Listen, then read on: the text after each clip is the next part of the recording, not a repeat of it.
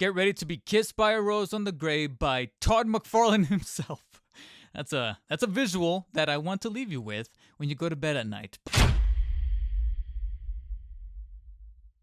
But while you're going to bed, let's hope that you don't get any nightmares of bats floating around your head, similar to a certain character from this 1995 film, so almost 30 years that we've had this film that over the course of time has gotten a little bit more respect, a little bit better appreciation, despite the campiness, despite the leaning towards things, as Schumacher would call them, toyetic, or at least the notes that were handed to him from the higher-ups. And it looks like things have kind of come full circle as we get now actual toys, much more refined, very well done toys from a company like McFarlane Toys to give us Batman Forever figures. It's a wave that a lot of people had on their wish list, so when it was finally revealed, I think it was earlier this year at one of the conventions, where they finally clarified that a Batman Forever wave was upon us. And so, strap in, take a seat, brew up some popcorn, that's not the phrase, but I'm going to call it anyways, and let's take a look at each of the Batman Forever figures, along with a very deep cut of a Build-A-Figure pack-in that could kind of change the way we look at the 1995 Batman film. First, let's take a look at the dynamic duo themselves, Batman and Robin, as they somewhat, and I have to put emphasis on the word somewhat, appeared at the end of Batman Forever, donning their iconic suits to take on the Riddler and Two-Face. And the reason for why I definitely want to start off with these two is not only because they are Batman and Robin, very quintessential to the film, but more importantly, at least for the way to kind of structure this review, is going to be that these are technically somewhat figures that we've gotten already before. So this is mostly going to serve as the comparison portion of the review before we get to things that are brand new to the series and brand new to the wave. So these two, more or less, we've kind of gotten previous iterations before. One more so than the other. It's kind of a mixed bag, and here's where things get just a little bit muddy for a very uneven wave, as I've kind of already hinted at. For starters, let's take a look at the Kilmer version of Batman here as he's donning, if you can actually see within the color scheming here, it's technically the sonar suit, so you have an awful lot of details carried on over from the sonar suit. You have, of course, the likeness with the pouty lips. You can most definitely tell that they were vying for the Val Kilmer version of the character.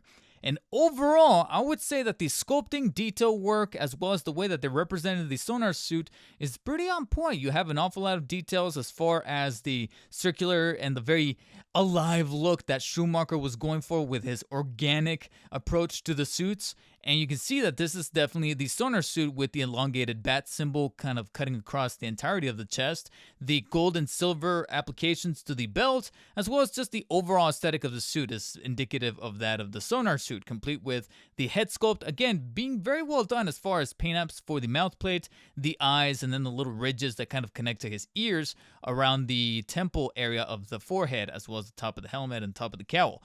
So overall, not a bad representation of the sonar suit as far as sculpting and detail is concerned. But there's a reason for why I am mentioning this, is because, again, we technically got this guy before. This was definitely the same exact figure that was included in the Ultimate Movie 6-pack that was released late last year. And I know this because of one monolithic discrepancy: the color scheme. You can definitely see exactly where things go incredibly wrong, to be quite brutally honest. It's something that I was trying to almost somewhat stay in denial for quite some time, up until I started to see some in-hand photos of the Batman Forever Batman that was going to be included in this wave. And it was kind of a no-brainer that McFarlane was simply just going to take the version that was included in the Ultimate Movie 6-pack and just pack it in. Maybe throw in some accessories and then, of course, include the Build-A-Figure piece. But I didn't know that they were going to do this, just completely restructure and reformat the color scheme. As you can see, it looks like they were trying to go with something that was very akin to the Panther suit for the cowl, the gauntlets, and the boots. They were trying to do a color scheme, at least a hue of a jet black smoky gray, that reminds us an awful lot of that Panther suit that he wore for the majority of Batman Forever, the one with the nipples, of course, but then he's got the yellow symbol in the middle, and he's got a much more streamlined and narrower cowl. And we have yet to still get that figure, and it's definitely on my wish list. I don't know about you guys, but I would most definitely like to see McFarlane tackle that particular version of the Batsuit from Batman Forever at some point in the future, maybe as a Platinum, maybe as a Chase, I don't know. But for now, it looks like if you're going to pack in the Sonar suit, then give us the Sonar suit. Just bring this guy over, pack it in with whatever it is that you got going on, and then just do that. Instead, they muddied up a little bit of the color scheming. You see right here that the belt has that same gold on the bat symbol itself, but then the rest is this kind of silver color, but it's technically a little inaccurate because when you go back and watch the movie, that utility belt was the same color as the rest of the suit, so therefore this guy's accurate, but more importantly, you can see that the entirety of the Sonar suit is replicating that reflective sheen of blue for the way that that suit was represented, whereas over here, they try to mix and match it, and you know, the approach is probably saying that, oh, well, we already tried that. Let's go for something different here. But I'm like, well, if you're going to go for something different, then you got to either go all in or just pack in the same stuff and just give the people who missed out on the Ultimate Movie 6-pack the availability to pick that Kilmer up without the need for doubling down on the rest of the figures. Maybe they don't want the Pattinson Batman. Maybe they don't want another Christian Bale Batman. They just want the Kilmer and maybe even the Clooney. And ideally, you would think that they would do that considering that they did that with Clooney. Speaking of which, they just took the existing Clooney, gave him a rubberized cape, and packed him in again with the rest of that Batman and Robin wave with the Build-A-Figure Mr. Freeze pieces. That's not necessarily 100% of the case here. Now, the rest of the buck is ideally the same, and therefore the articulation is the same, so I'm not really going to go through it all at once. Like I said, you can check out my initial review of this guy along with the Clooney that came in the Ultimate Movie 6-pack in my second part of the breakdown of that entire 6-pack, which is available on the channel. So for the sake of time, I'm not going to go through every single little detail and point of articulation, but you can see that they're more or less replicated, cut from the same caped cloth, if you will, and therefore the caped cloth kind of makes a return right here. And overall, it's not inherently a bad figure, but it's just incredibly distracting to see that they didn't change up the color scheming, the entire paint apps, either all the way through to match the smoky gray, which I would even argue I almost believe they did at one point. It's almost like halfway through they decided to change their mind and kind of meet us halfway, so to speak, by having the bulk of the suit be this reflective color sheen, but then the black and the smoky black for the gauntlets, boots, and cowl. And again, to me personally, it's triggering my OCD. Either pick one or the other. And it looked like at some point they were going to go with this smoky gray, because if you check out some of those promo shots that were kind of shot with professional photography to promote the pre-order launch of this wave, it kind of looks like the overall suit was donning the smoky gray paint application. And now it's not there. As you can see, both of these guys next to each other, they're almost one-to-one the same, except for the changes to the belt and then the cowl, gauntlets, and boots, like I've already iterated. So it really boils down to this. If you're really going to be picking up another Kilmer, then definitely do it for the additional accessories, because apart from the figure itself, as well as the Build-A-Figure pieces, he does come with a bonus set of gripping hands that are strategically designed to be able to hold his gadgets, of course. Unlike the movie 6-pack version, he does come with a batarang shaped like a bat symbol right there, complete with like little ridges there in the middle and chrome painted. He's got the sonar batarang that he uses when he kind of gives Riddler a taste of his own medicine by breaking his machine there at the end of Batman Forever. And then the very ostentatious grapple gun with that kind of amoebus look that Schumacher was kind of going for, making it look all rounded and alive and quirky and weird. But that's exactly what he was going for, and like I said, you can utilize any of these gadgets with his gripping hands, and frankly, these are the only things that really give some form of incentive to collect this version of the Kilmer Batman, if you already have the Kilmer Batman via the Ultimate Movie 6-pack. Now, of course, if you managed to miss out on that Ultimate Movie 6-pack, which I know a lot of people did, it was very hard to find, pre-orders were very limited, and it kind of went up at a really weird time. I think it was actually during Comic-Con of last year. So I can understand if your other really affordable choice is to pick this guy up for about 25 bucks being part of the Build-A-Figure wave. And I wouldn't necessarily blame you. And plus, if you happen to be a customizer who likes to kind of paint over things, then you could definitely do so, since the chunks of the figure that have this really weird smoky gray is at least just the gauntlets, boots, and cowl, so maybe you can kind of take it apart and come up with some kind of customizing job. But if you do already have what I consider to be the much more definitive Kilmer, which is going to be the Ultimate Movie 6-pack version, then simply just get it for the gadgets. And I understand that this guy came with fists, so you're going to have to resort to these smoky gray hands to be able to have him hold said accessories, but I guess in this case, beggars can't really be choosers. Whereas Robin is a completely different case. This is actually how you do a form of repaint done right, because this is the Batman Forever Robin that frankly only appeared once, if you want to kind of consider it that way, since this is after he changes his mind and decides to help out Batman in his final bout against Two-Face and the Riddler,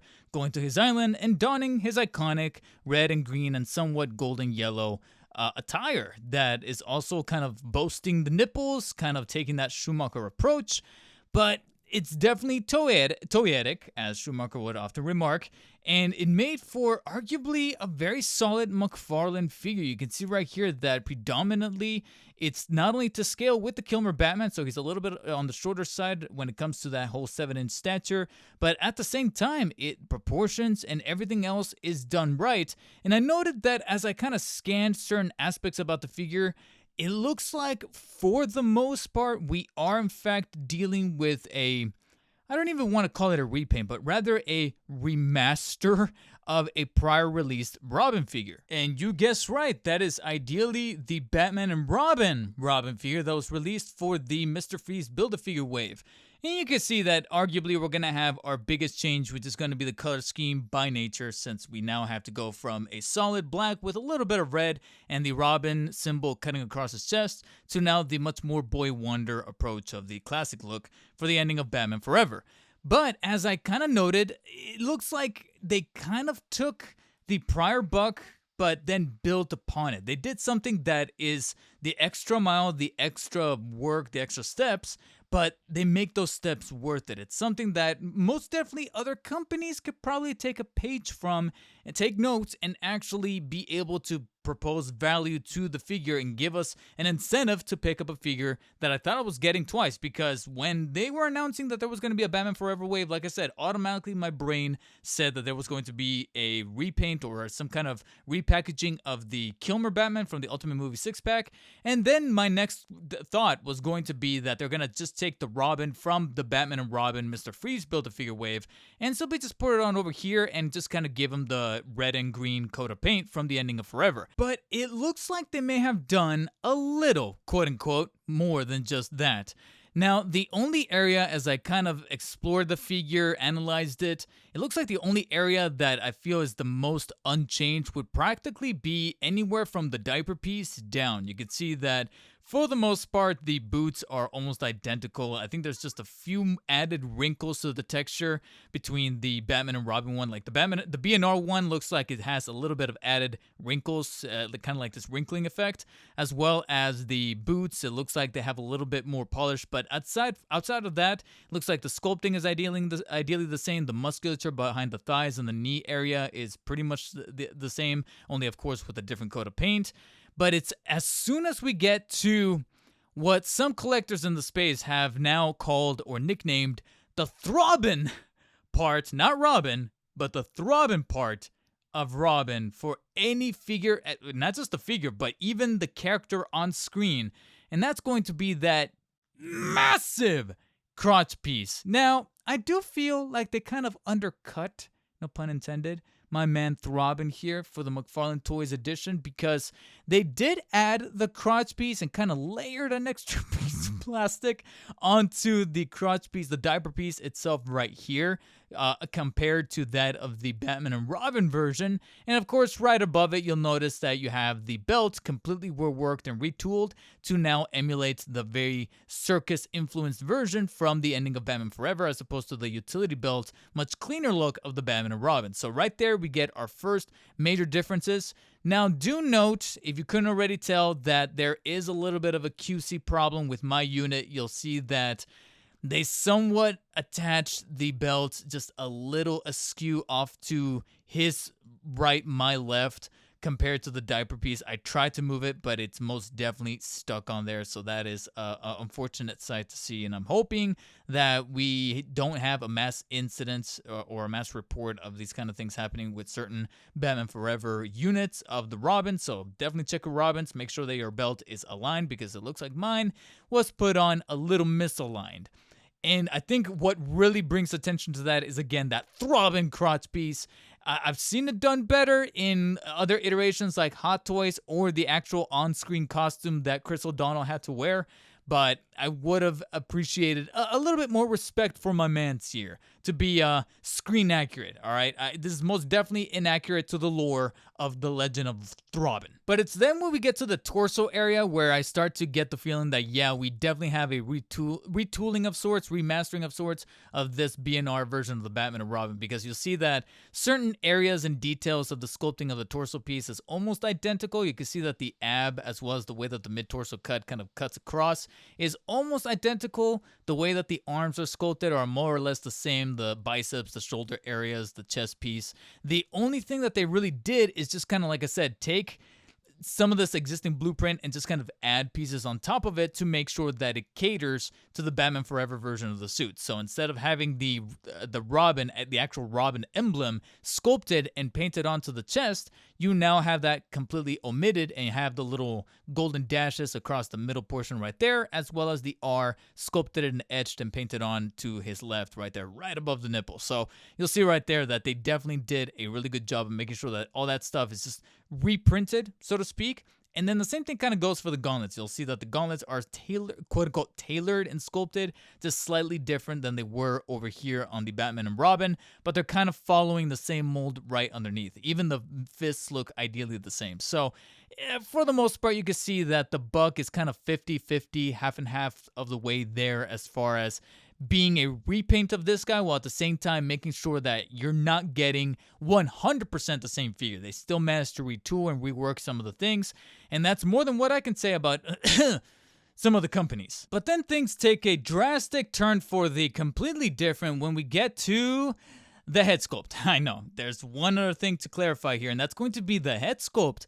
Upon further analytical review, I thought for a second that they were simply just going to repaint and kind of retool the head sculpt from the Batman and Robin, but from what I can tell, I mean, maybe my eyes are failing me, maybe you guys can let me know in the comments, but from my perspective, this is a different head sculpt, because ideally it's got a different head shape, it's got different hair, which in my opinion is just a little bit on the worst side. I kind of prefer the slick back textured look to the Batman and Robin one versus that of the Batman Forever. There's something just a little off about the head sculpt right there. But then I take a look at the face, and sure, I was expecting the mask to be resculpted and tailored differently, because he's not going to have the wingtips, he's not going to have the little beak and tail in the middle. It's going to be like a very traditional looking eye mask with a little R kind of sculpted and embossed there on the front lobe, the front forehead area of the mask itself. But apart from that, it looks like the expression was just completely retooled and reutilized in a different way, where he's even got sideburns on the side, but then they kind of did away with a little bit of the expression. If anything, the smirk that he had on the Batman and Robin version kind of evokes more of a Chris O'Donnell likeness, unlike the Batman Forever. If you were to ask me which one I prefer, quite honestly, I kind of prefer the Batman and Robin sculpt versus that of the Batman Forever. It's not a bad sculpt. You still got some good details as far as making sure that the eyes are pointed straight. It still looks like a Robin-esque kind of character that's underneath the mask, but if someone were to ask me which one looks more like Chris O'Donnell, frankly, I will have to say that it's the Batman and Robin one, and that's the one that I personally prefer. And it almost kind of makes me wish if I can kind of do like a head swap between the two. I'm pretty certain that if I were to heat these guys up, I'll be able to do it. But As far as what they did to the head sculpt, I personally do believe that it's somewhat a little bit of a downgrade. Again, paint applications and sculpting is still objectively done with some good technique, but it just looks like they kind of did away with a little bit of the likeness, and my understanding to why that is not entirely clear. I don't know if maybe they couldn't renew the license for the O'Donnell likeness, or if there was just kind of an issue, or if it was rushed out, but something was most definitely changed. Maybe it was to also kind of cater to the collar piece that was now sculpted and brand new to the neck area here, as opposed to the much more armorized, layered and leathery look to the collar that we had going on with Batman and Robin. So maybe that could be the case. But hey, if that sacrifice means that we can now get what is, in my opinion, the most revolutionary advancement that McFarlane Toys has made in most recent years, then I'll gladly take it, because as you can see, Robin is boasting not only a wired cape, but a double-stitched cloth cape. So obviously one of the biggest differences is that we have done away with the rubberized static cape that you had going on with Batman and Robin over here. Ugh, brother, ugh. Yeah, one of my favorite memes. Yeah. This is most definitely, arguably and objectively, I don't care who says otherwise, this is definitely one of the biggest improvements on the Batman and Robin version, which is going to be this cape with the black on the outside, gold and yellow on the inside, kind of orangey in that respect. But to me, it's really the feel and the quality behind this cape that makes me think, Todd McFarlane, for somebody who often gives a piece of advice throughout his podcast episodes, his podcast appearances that he's been having recently, where he keeps telling people to lower the bar, lower your expectations, that way you'll never get disappointed. I'm sorry, Todd, but it looks like you kind of raised the bar when it comes to capes, because my God, I absolutely adore this thing. I gotta be honest, I really love it. Not only is it double stitched, so you have a very quality feel to the actual cloth. Like, it feels quality, it doesn't feel cheap. It feels very thick, very premium, I would argue. And not only that, but the wire itself is very robust. It's very firm. My God, what kind of wires are they using here? Because I gotta be honest, there's been some Mafex figures, however you pronounce it, that have had weaker bendy wires within their capes or other accessories that they toss in than this. This is even firmer than that. It's able to retain shape while at the same time feeling, like I said, very quality, very bendable, very posable. It just has this very quality feel. I'm sorry, but I just cannot stop gushing about this cape, which is why it's all the more puzzling that out of all the characters in some of these recent releases, it's Robin that gets this cape. Now, you can make an argument for the Nightfall Batman that came in that Nightfall 2-pack, but they utilized a different material with that cape. More on that in their eventual video that I'm definitely going to be covering. But here, you actually take cloth pieces, double stitch them, double ply them, however the proper terminology is, and then kind of pleat the sides here with a very formidable cape that just feels, like I said, very robust and very well sculpted, and it kind of tailors to certain poses and actually molds itself to where you want it to be, while at the same time not feeling like it's going to break, like it's not terribly rigid to the point where if you bend it a certain way, it's going to snap. Oh no, I'm sorry, but there's no going back from this. You've changed things forever. Hey, I actually did not mean that pun, but yeah, honestly, I don't understand why it is that out of all these characters, it's actually Batman Forever Throbbing that gets the bendy cape, especially when you got poor old Batman over there still donning the very loose single-ply cloth cape from the Ultimate Movie 6-pack. Now, I've seen some people online saying that the reason for why that is because they want him to be a bit more posable and a bit more accessible to be put into a certain vehicle that he's going to be coming out with pretty soon in the next month or so, that most recently got revealed and put up for pre-order. But I gotta be honest, I want to say that that's kind of a dumb argument, because I feel like even with a robust and quality cape like this one, you could have managed to find a way to sculpt the cape in a way that it fits inside of said vehicle. But I digress. In any kind of case, I want to say that despite the downgrade of the head sculpt, the shortening of the stature, you can see right here that they're kind of a little bit shorter than the Batman and Robin. So many other things were done with the suit that if you really want a very quality and very definitive Robin, a Chris O'Donnell Robin from either of those two Schumacher movies, I gotta be honest, I feel like maybe Batman and Robin has been dethroned by the Throbbing himself. Oh, and yeah, he comes with extra hand accessories. I'm sorry. I'm sorry. I was just so amazed by the cape that I kind of forgot that besides the fisted hands that he comes with on person, he comes with two grappling hands, which are kind of strange considering that he doesn't come with any accessories since in Batman Forever he wasn't, he literally appears for just one fight, so he didn't have time to contract Alfred to build him an armament of gadgetry and weaponry. So he doesn't come with any grapples or batarangs or throwables or shuriokens of any kind, but he does come with two grapple hands. So if you want to kind of pair him with some of the ones that Batman Forever Batman over there came with, you could do so as well. And even an asymmetric pair that comes with one extended left hand as well as one right pointing hand. I don't remember him pointing in any scenes from the ending of Batman Forever, but it is there to kind of give him a little bit of a boy wonder effect, or most importantly, utilize these stretching hands. So therefore, he's got an excuse to really pose and look very dynamic with that cape. And likewise, you can also use the grappling hands to hold on to said cape to then really evoke this really cool feeling and really show off the cape because my God, like I said, there's no going back. This is definitely how I want to see capes from now on. And it looks like we're kind of veering in that direction with some of the collector's editions that are going to be replicating a little bit of this cape technology. So I'm looking forward to seeing that. So that leaves us with the two newest additions to the entire wave in the DC multiverse. Modeled after the two actors that completely loved each other on set. That's going to be Jim Carrey and Tommy Lee Jones's portrayals of the Riddler and Two-Face. And I really do mean it when I say that these are probably the newest figures because this is practically the first time that we have assembly of these units and these books together to give us these characters. For the most part, because obviously with any figure, you're going to see a little bit of DNA, a little bit of blueprinting happening here and there, specifically with one figure in particular here where you're going to see an awful lot of resemblance with prior figures. You'll know what I mean once I get to it. First, I want to tackle the Riddler played by Jim Carrey. This is, of course, the Schumacherized version that is very flamboyant and illuminescent with the classic green leotard with the question marks all over it.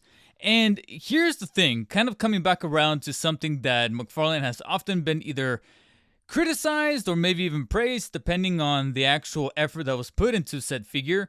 He sometimes has a very varied response or varied outcome, varied amount of results when it comes to likenesses, specifically the stuff behind live action. Most of the time, the live action stuff doesn't really work well. I want to say that the batting average is not the best, specifically when it comes to some stuff that just has to meet a certain deadline, has to be released coinciding with a film, etc. But when he takes his time, or if maybe enough pressure has been applied, then we'll see. I mean, for some reason, that Black Adam Rock figure actually legitimately looks like him. I have no interest in Black Adam, so I didn't pick him up, but I'll have to say that whenever I did see it in the store, I was like, God damn, that really is like The Rock. Having said that, Jim Carrey's a cartoon character in real life anyway.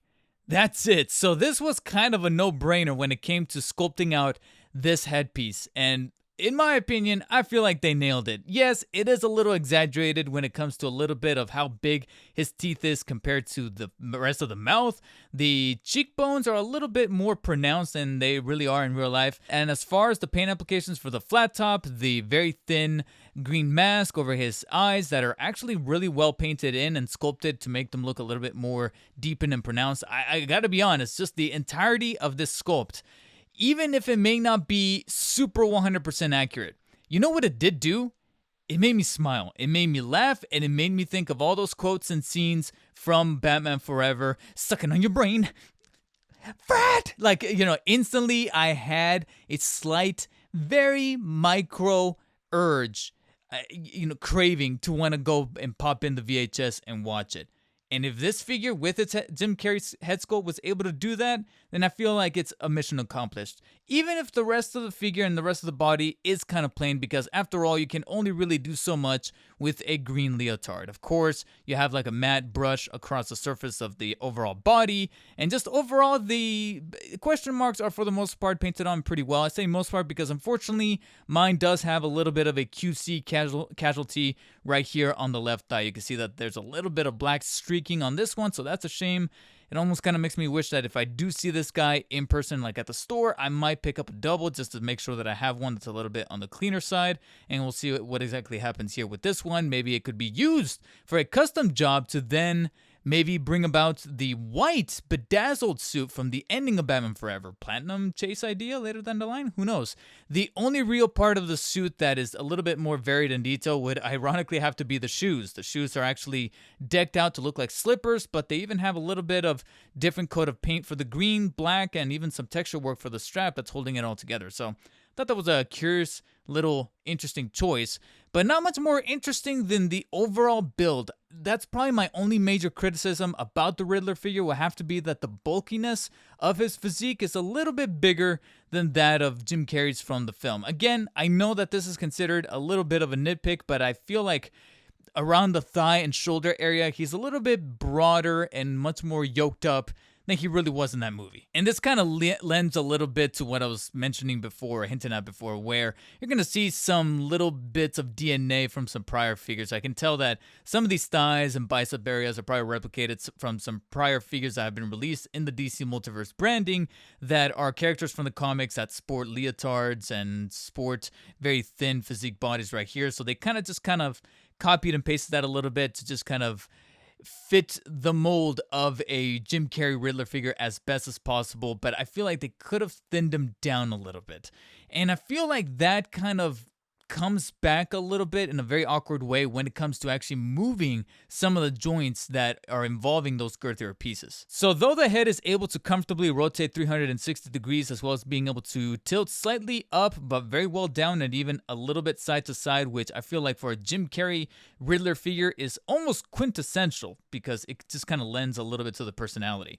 It's really once we get to the shoulders where things get just a little strange, especially with these washer pieces that are supposed to be covering up the joint inside and lend a little bit to the shrugging and butterfly motion. But again, that's kind of where things feel just a little awkward for his physique, because even though the arms are able to smoothly rotate all the way around vertically as well as extend, they're a little bit snappy when it comes to the set extension. And then when you do so, the washers kind of just start to flex and are a little bit loose on my end to the point where it almost feels like this one's about to just kind of flat out slip off. Look how much it's able to kind of come out of its shoulder socket. So that is a little weird. It could be lent to some QC testing that probably would have favored the left joint a little better, but you can see right there, it's almost kind of popping in and of itself. And thus, when it comes to then extending it back to its regular place, folding it down, you see that, yeah, you have an awful lot of shrugging and butterfly movement, but at the behest of having this washer piece just kind of extend and protrude outwards in a very awkward way. Like, that to me just looks strange. It just looks awkward. So if any of you have your Riddler figures, double check them, because like I said, I think this kind of lends a little bit to the usage of this buck, and maybe they could have slimmed it down or come up with something brand new, at least for the top half of this body, because that's mainly where a lot of this visual crudeness kind of comes into play and kind of makes it look a little bit of an eyesore. Thankfully, the rest of the limbs are just fine. You have the bicep that's able to rotate horizontally 360 degrees on either arm, two joints that are able to, in a very ratcheted fashion, bend almost all the way up. And then, of course, you have the very flush wrist joint that allows the wrist, or the hand rather, to be able to rotate 360 degrees and bend inwards and outwards, though kind of going back to a little bit of that QC finagling that I'm starting to get slightly worried. The one on my left was sculpted or molded either a little smaller when it comes to the peg or a little wide when it comes to the hole inside of said hand joint. And as you can see right there, it's causing the hand to be a little too loose when it comes to rotations. Ironically though, when it comes to all that looseness, we now go back to tightness when it comes to the mid-torso joint, because you can see it kind of edges and squeaks left and right, but it doesn't fully rotate. I feel like technically the functionality should be there, but it doesn't really allow it. there you go. It just kind of stops dead end just a few degrees from side to side. So that's a little bit of a disappointment. No real way of crunching the mid-torso cut right there. It kind of just stops, but it does extend somewhat towards the back, so a little bit limited when it comes to any kind of movement on the mid-torso cut. That's honestly very disappointing, but you can see it slightly crunches side to side. If you want to go a little further, you rely on the waist joint that doesn't even go that much further. And for a character like the Riddler, played by Jim Carrey, you expect the mobility around the torso to just be a little bit more flex, considering how animated and crazy this character really was in the movie. So you could see that crunching on any kind of direction, whether it be the mid-torso or the waist, is a little nuts. And even rotation on the waist, because of the way that diaper piece is just kind of contracts and kind of squeezes everything tight. Technically, it can rotate all the way around, as you can see right there, but it's incredibly tight that I wouldn't really recommend doing that too often. So if you do really need to bend the torso in any kind of horizontal direction, you're mostly going to be relying on the waist joint. Legs are still able to flex all the way up like so that's pretty good to see that it almost stops at the 90-degree angle to flex all the way up. And then extension towards the back, despite the diaper piece, is actually pretty fluid, almost reaching the 90-degree angle right there, but not quite. So it just generally stops right about right there. But extension towards the sides is also pretty good. Almost flattens out completely, but not quite. Just do be careful when flexing it back in place because it can kind of start to pinch the diaper piece right there. And then despite the girthiness of the thighs that I feel are a little inaccurate to that of Jim Carrey's physique, at least they do allow for bending of the knees to pretty much bend almost all the way up like so. The ankle joints are utilizing that joint that I really love that allows the foot to bend downwards very generously as well as bend upwards very nice, and even fully rotate horizontally without having to really pivot inwards and outwards, but you can still do so. You're just not required to do so like some other toy companies like to do with their footing, even though McFarlane has been guilty themselves of utilizing that kind of joint with some of their mega figures. And then the toesies are thankfully still found there, and for a character like the Riddler, toesies are very much appreciated because it just adds to the fun posability of the character. What would make the Riddler even more fun would of course be included accessories, which with this guy right here is definitely something that you need to be able to really hone in on, and I feel like they're kind of halfway there. He does come with this very fun and goofy looking bat Riddler bomb that he utilizes when he's sabotaging the Batcave, so it's decently painted with the green as well as a question mark there on top, and it's even got very cute bat ears and eyes there on the front, so a nice little quirky addition that has a very novel approach to it. But he does come with his signature cane with the question symbol on the top and gold plated. Unfortunately though, he came bundled holding it, and I feel like that's a huge detriment to the accessory itself, because even though he comes with the two holding hands that are able to grip onto it very tightly, unfortunately, they made the material of said cane very flimsy like. I'm sorry, but the material for the rubberized plastic or just the overall rubber is super flimsy that I can literally just move my hands ever so slightly, and you can see right there that it's just completely warping in place.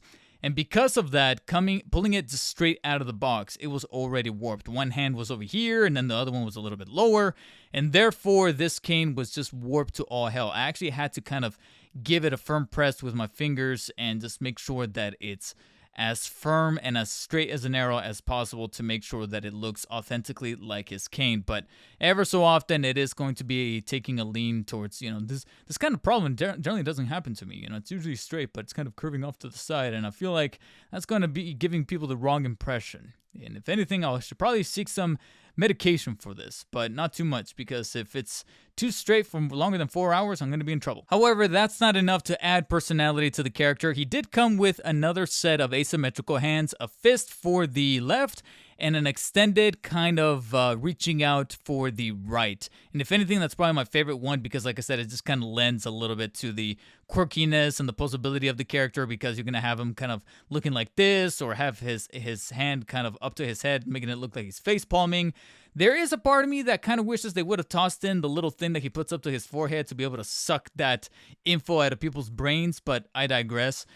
Outside of that, the accessories are not bad. I just wish that the quality of the cane would have been a little bit better, and the overall like I said, the suspicious approaches to some of the QC problems, specifically that with the left hand that makes it very easy to kind of pop off. But popping on the fist will then further cement my concerns about the QC problems, because this one is also a little bit loose. Not as bad as the holding hand, but it's still feeling pretty loose on the rotation side of things. So that pretty much confirms that the peg was probably sculpted a little bit too small.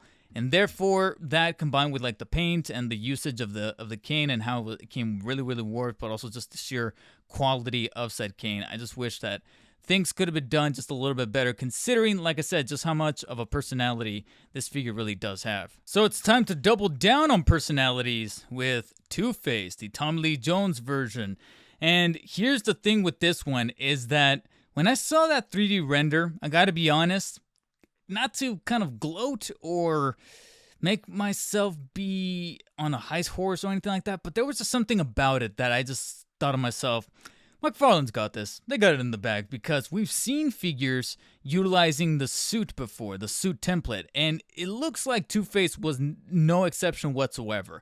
Because generally something that, a formula, if you will, that McFarlane has kind of gotten down now with a set of amount of figures, specifically ones coming from movie toy lines like the Dark Knight trilogy, they got suits down pat. So when it came to characters like the Two-Face from the Dark Knight trilogy, or most recently the Lucius Fox that came bundled with the Tumbler, or the Platinum that everybody's miraculously finding in Walmarts now, you know, that suit dynamic, that blueprint of being able to generalize a suit and just create the suit pants, the coat, the undershirt, they got it. The sculpting is there. And this is definitely unlike, well, not necessarily unlike, but just, I would say, more so like the Riddler, even more exponentially like the Riddler. You're going to have an awful lot of that DNA being replicated for Two-Face, being able to take what effectively worked for other figures utilizing the suit template and just, again, as much of a pun as it's going to sound, doubling down. So looking closely, you'll see that the overall sculpting, the creasing, the overall mold of the suit itself, I really cannot comment on too much, because you can see that they know how to work the texture, they know how to work the clothing mechanics, making it look like an actual suit with the wrinkles on the coat right there, specifically the pants and where it kind of rises around the shoes. And even the shoes themselves, I mean, they're just straight up black loafers. There's nothing more that I can really comment on, except to say that maybe the one on the left is curved a little bit too much for comfort. So that would have probably been a little bit refined, and that could be tossed up to a bit of a QC problem. But apart from that, like I said, the overall way that the suit is built is pretty much par for the course when it comes to McFarlane. We've seen them do this time and time again. So to me, what I thought of myself they needed to nail and kind of prioritize is making sure that the paint applications are 100% there, or I should say 200% there, considering that you're dealing with two completely different aesthetics. Of course, on the right, you got the straight and narrow Harvey Dent, where he's got just an overall black suit with a white shirt and a red tie. And I really can't comment on that except to say that they pretty much nailed it. You got the smoky black, the white with a little bit of textured patterning happening for the collar and the shirt, and then the red tie. But then when it comes to the Two-Face side of the suit with this purple and black tiger stripe motif, the zebra outline for the collar and the pockets, and then the cheetah pattern for the tie and the undershirt right there. Yeah, I would argue that is pretty much the exact paint applications they needed to nail. And overall, I'm very happy.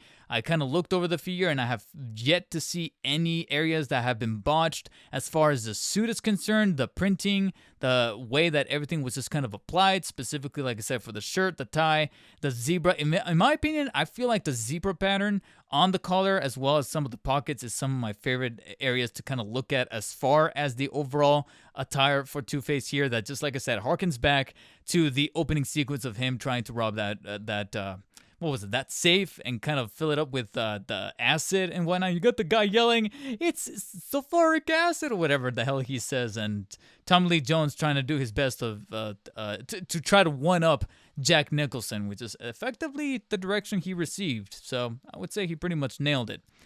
Now, notice I said that the overall suit applications for the paint are pretty much 100%. I didn't say anything about anything that didn't have to do with the suit, and that would have to be his hands.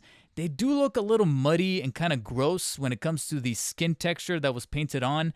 Not just for the one with the glove, where I can see a little bit of the black of the fingerless glove kind of bleeding on over to the fingers, but also the non-gloved one. You can see that it just feels a little murky and could have been, like I said, QC'd a little better.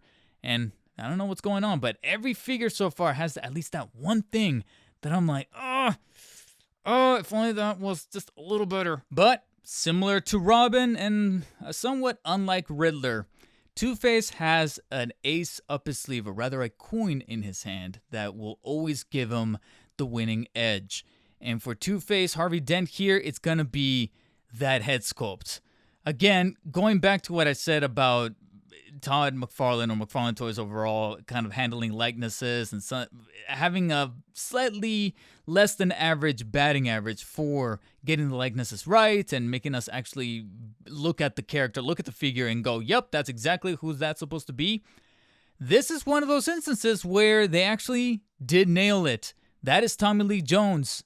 Straight up. I gotta be honest, in the 7-inch format, I am most definitely happy with this head sculpt, or I should say head sculpts, because looking at from left to right and noting the duality of Harvey Dent, they nailed it. Now, that's not a whole lot to say when it comes to the Two-Face aspect of the burnt and scarred half of his face, because the makeup is just so ridiculous that you can't help but make a really good head sculpt in toy fashion. It's kind of similar to saying on the Marvel Legends front how amazing that She-Hulk figure was. And a lot of people were saying, that's an amazing Marvel Legends. And I'm like, well, yeah, it's kind of easy to do when the character overall is made out of CG. You know, it's not supposed to be an actual person that we have an image in our heads or an image in our eyes to look at and go, that's what the person is supposed to look like. And so when we see the figure, we have kind of like this cognitive dissonance of like, oh, something's off. So the amount of prosthetics and makeup and overall paint that was added to poor Tommy Lee Jones to walk around on set with was just so, for lack of a better term, exaggerated, that getting a figure in modern times out of someone like McFarlane Toys, the work was already kind of done for them. So bringing it to a 7-inch scale, you can see that this half of the face is almost 100% chef's kiss. You see how the lips are kind of curling on over to the side as they're warping into the skin graft portion of his face. The ear that is just completely wiped away with the burnt marks, and as well as the scarring, and then the crazy hair that almost forms that of a mohawk there on the top. Overall, this half of the face is just absolutely beautiful. So then it kind of begs the question, how does the straight and narrow Two-Face Harvey Dent side of the Tommy Lee Jones head sculpt look? And even though it does kind of lean a little bit towards that caricature side, that cartoony side that I've kind of remarked about when it comes to likenesses from McFarlane Toys, I would say that it's got at least enough expression going for it that the slick back hair and the wrinkles around the cheek area for whenever he smiles.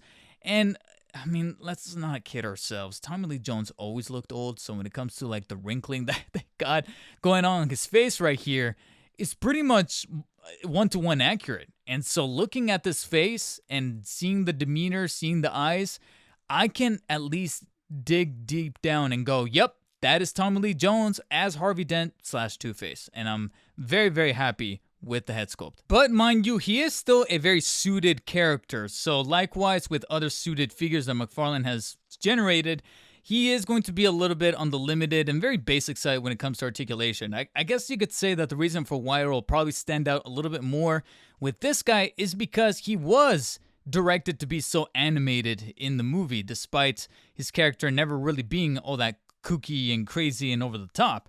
But after seeing the success of Nicholson's Joker, they probably wanted to replicate that.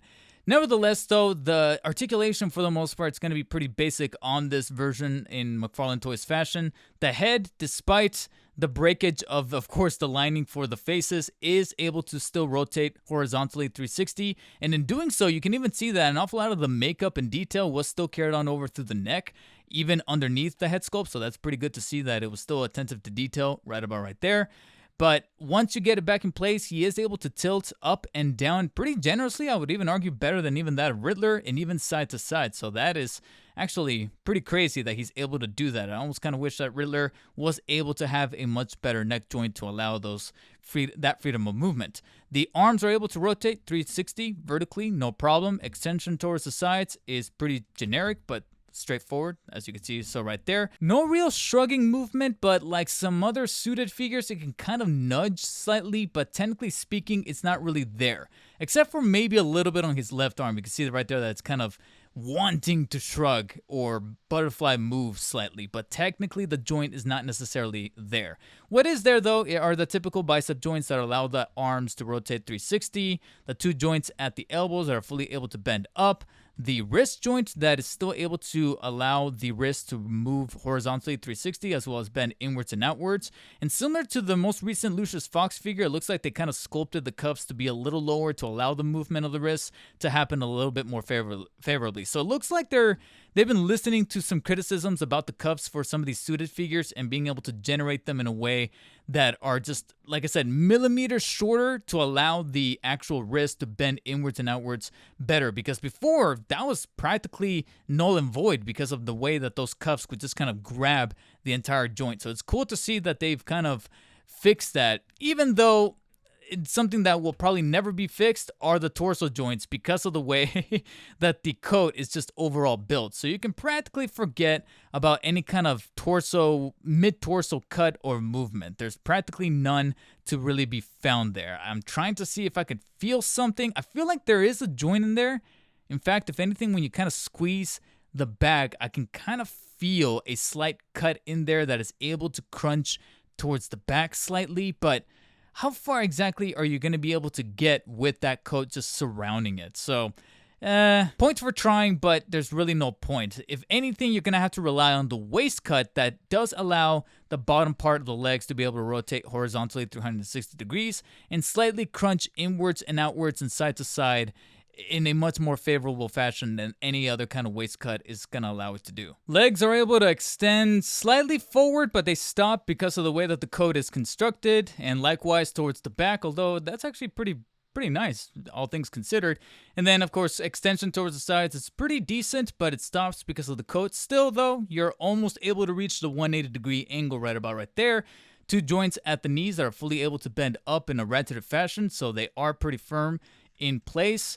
And even though the cuffs themselves, like I said, are a little bit on the limiting side, you can technically still nudge the feet upwards and downwards, but not as well as other figures because of the way that the overall pants are constructed. So do mind that specifically for my left foot here, not to quote the movie, but it does look like it's pretty much stuck in place. So I don't know if that's like a QC problem or that's just naturally how they chose to design Two-Face in this regard, because it just feels like it's kind of stuck in a very bow-legged kind of manner. So it's a little disappointing to see. But the toes can still be found there to bend almost all the way upwards like so. But I don't really see how they're going to come into any kind of use considering how stagnant the feet really are. But this is Two-Face, and he doesn't really need to be all that crazy and athletic, even though he was directed to do so. He lets some other items speak for him, the items of chance, if you will. Now, he did come with an extra set of hands. However, one of them I kind of removed for the posterity of the review because naturally, he's got two open, slightly gripping hands that he's got on person right now. On the left, he technically has an alternate, slightly fingerless gloved fist hand. So in case you want to have him clenching a fist, you could do so. On the right, however, he's got this very specific hand that has this coin flipping effect that is from afar pretty decent and pretty cool, but once you get up close it does look a little awkward. But I get what they were trying to do. They were trying to replicate this movement of like this effect of like the coin flipping in his hand, but still keep the coin attached so that people didn't lose it. I guess this is a decent alternative. I mean, we've seen different ways of how this has been kind of interpreted when it comes to the character of Two-Face, where you had the Dark Knight Trilogy version where he was holding it instead of just flipping it, and then you had the Two-Face as Batman where he had it imprinted in his hand and it was painted in. So I guess this would probably be the only other variable to be able to incorporate the coin without ever sculpting out a separate piece that is very, very easy to lose. And it just kind of makes McFarlane think, why build that if people, like 9 out of 10 people are going to practically lose it. So yeah, I can understand this. But the elephant in the room that is probably being thought about right now. There's one other accessory that Two-Face came with in that movie that he was utilizing very heavily right next to his double-sided coin. But naturally, because WB has got to be WB, Two-Face is not going to come with it. What he is going to come with, however, are these gripping hands that coincidentally have their index fingers slightly more outwards than the other fingers in either of his hands. So if you happen to have any of those munition packs that McFarlane himself has sold, then you could probably fix that issue right away. But Two-Face, along with the other figures in the Forever Wave, came with one other accessory that of course lends to the Build-A-Figure, figure. Or can we even call it a figure? We are now left with the Nightmare Bat. Right here, that is barely able to fit into frame because of the massive wingspan that this bitch is donning on him. But you can see right here, each of the pieces that comes bundled in with each of the figures from the Forever Wave construct the Nightmare Bat, which is probably one of the most straightforward Build-A-Figures I've ever encountered. You literally just have 4 pieces, one wing for one figure, the other wing for the other, the head, and then the main body piece, which is almost the size and dimensions of a chicken leg, but with the durability of a trophy that could practically beat the shit out of somebody. But I digress. I'm not thinking about those things. I'm just letting you guys know for the record. Once you assemble them, which is pretty straightforward, in fact, this is probably the easiest assembly of any Build-A-Figure I've ever had the pleasure of actually kind of dealing with, it then results in this massive thing that I would argue is probably one of the deepest cuts that I've ever seen McFarlane tackle, because when people look at this giant bat and probably think back to Batman Forever, sure, they'll probably call back to the flashbacks and the memories that Bruce was kind of tormented with, and, falling into the cave and seeing the bat off into the distance, and that's kind of his origin story, whatnot. But most people are going to think, well, we never really got a really clean look at the bat up until the era of YouTube, where people finally took the deleted scene that was on the Blu-ray or the 4K, it was somewhere along those lines, and they uploaded a deleted scene where Bruce finally encounters his inner demons, and in doing so, Schumacher decided to shoot a scene where he actually faces the Nightmare Bat head on, and they built a full animatronic puppet of said bat. And it's pretty much designed like you see before you here, with the red eyes, the head, the mouth, etc. And it's a very cool looking design, don't get me wrong. And McFarlane was definitely the kind of company to be able to tackle it, because they kind of done this sort of thing before with like the Man-Bat Mega figure. So you can tell that in terms of paint applications, detail of the hair, the head sculpt, the overall way that everything is just kind of molded together is awesome. The hair on the body, the face, the eyes, the ears, and then the paint applications for the wings are very fleshy with a little bit of vein and cartilage and texture that is just icky and nasty.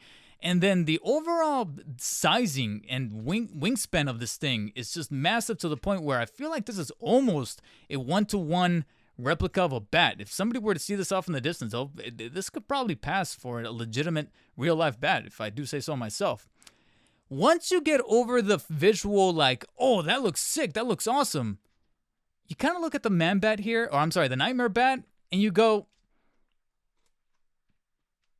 okay. Now what? Yeah, I'm gonna be the one to say it. I'm not the most impressed when it comes to the Nightmare Bat Build-A-Figure, because once you get over the novelty of the wingspan and, like I said, how visually kind of cool it does look, and the fact that Todd McFarlane or somebody over at McFarlane is such a big enough fan of the Nightmare Bat that, this is not only jump-starting people's nostalgia kicks for Batman Forever, but probably pushing more for the release of the Schumacher cut that people are mythologically believing is real. I have yet to see any kind of founding evidence of that besides the deleted scenes, regardless of whatever Kevin Smith says.